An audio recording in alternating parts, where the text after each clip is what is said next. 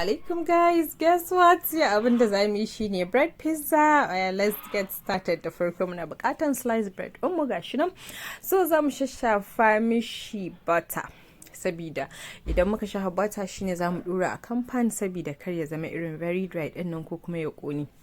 So daga nan bayan mun shashafa butter din sai mu zo mu dauko pan din mu gashi nan kun gani mai kyau mai tsafta masha Allah, sai ku zo inda kuka shafa butter a nan ne na zo na daddora shi akai, sai na zo kuma na saka pizza sauce ina akan kowanne da kowanne, sannan na zo na dan saka nama na da na gyara. Kana iya amfani da naman kaza amma ni da naman shanu ne.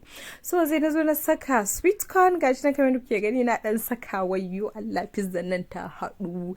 Sannan na zo na saka onions, sai na zo na saka green bell peppers, sannan na zo na saka red chili na yanyanka, then sai mene cheese, in ba cheese ba me pizza. So sai na zo na dora akan wuta na very low, sai na zo na rufe. Can an jima na zo na sa bude yanar ki, sai na dan saka parsley flakes kaɗan ba da wani yawa ba, sai na ƙara rufewa, ƙara buɗewa har yayi. Sai mene sai yanka pizza, wayyo Allah pizza nan ta haɗu in gaya muku. Very simple fa, da fa biredi ku gani, fa biredi ne wannan al'amarin rayuwar nan.